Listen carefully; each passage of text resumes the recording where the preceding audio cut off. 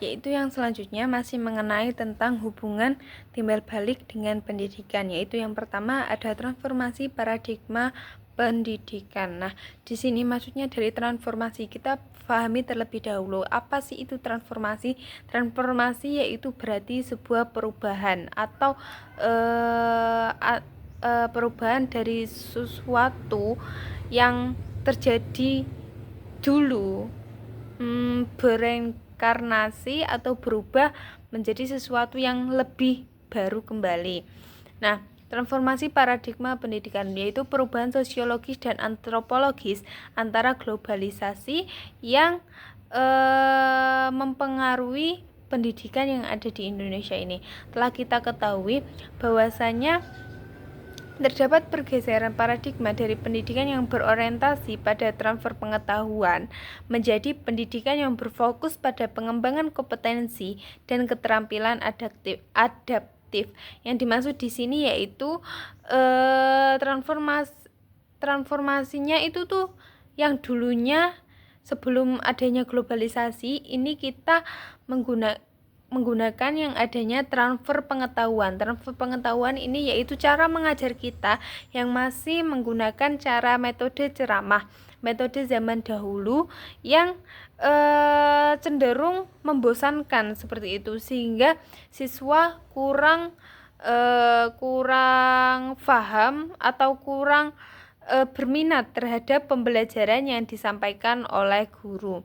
Nah, dari pendidikan yang berorientasi pada transfer pengetahuan atau knowledge transfer tersebut yang dilakukan dengan cara atau metode ceramah saja itu berubah menjadi pendidikan yang berfokus pada pengembangan kompetensi keterampilan adaptif. Nah, yang dimaksud di sini dari kompetensi dan keterampilan yang adaptif itu di mana siswa ini mampu berpikir kritis, kreatif, dan kolaboratif, sehingga adanya kegiatan belajar mengajar yang diadakan di sekolah itu tidak cenderung cuma sekedar monoton atau begitu-begitu saja gitu loh.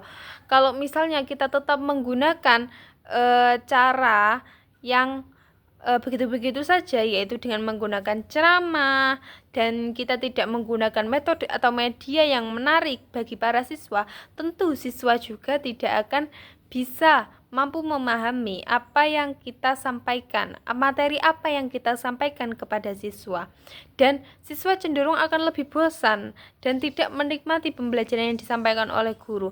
Nah, dengan adanya pengembangan kompetensi dan keterampilan adaptif di zaman seiring dengan zaman perubahan globalisasi ini, si siswa mampu berpikir kritis, kreatif, dan kolaboratif. Nah, berpikir kritis, kreatif, dan kolaboratif ini tentunya tidak terjadi begitu saja, namun harus tetap diiringi dengan pembelajaran yang menarik, pembelajaran yang mampu menarik cara berpikir para siswa.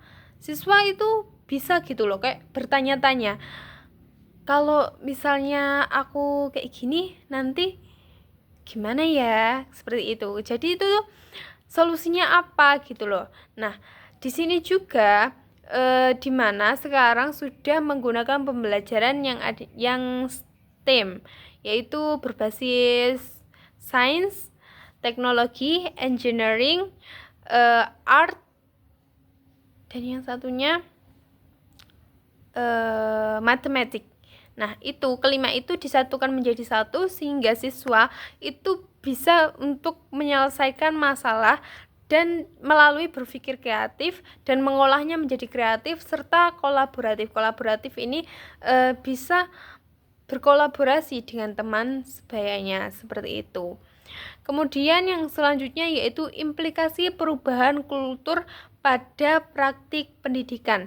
Perubahan kultur akibat globalisasi juga memiliki implikasi langsung pada praktek pendidikan, di mana Fenomena distorasi pendidikan yang ditandai dengan memudahnya batas-batas fisik dalam proses pembelajaran. Melalui teknologi digital, pembelajaran tidak lagi terbatas pada ruang kelas. Nah, di sini kita bisa mengambil poin.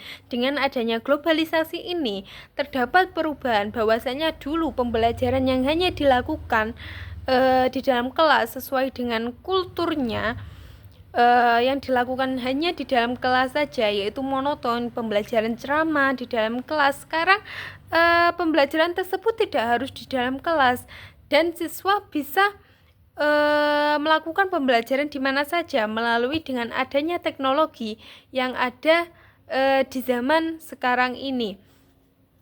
Tentunya keberadaan teknologi tersebut tidak bisa langsung kita telan mentah-mentah gitu saja, sehingga kalau misalnya keberadaan teknologi langsung kita telan mentah-mentah begitu saja, maka kita akan tergerus oleh teknologi itu sendiri. Jadi kita harus tetap mengolah apa sih yang harus kita gunakan dengan teknologi, apa sih yang enggak. Jadi harus tetap mempertahankan kultur yang ada sejak dulu, namun kita juga tidak harus ketinggalan dengan adanya globalisasi, dengan adanya perubahan globalisasi yang terjadi saat ini.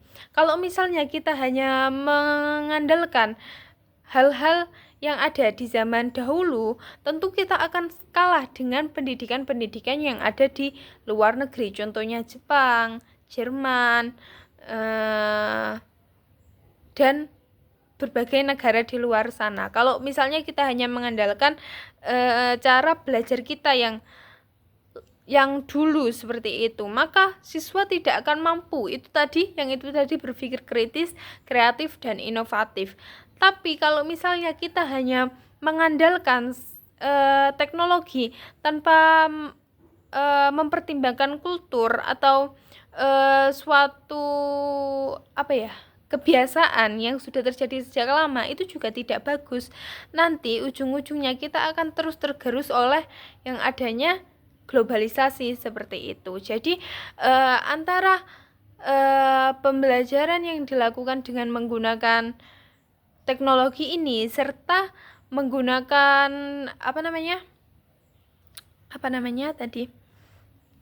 menggunakan budaya yang lama, itu tadi harus tetap disatukan menjadi satu. Jadi sehingga dengan hal tersebut kita bisa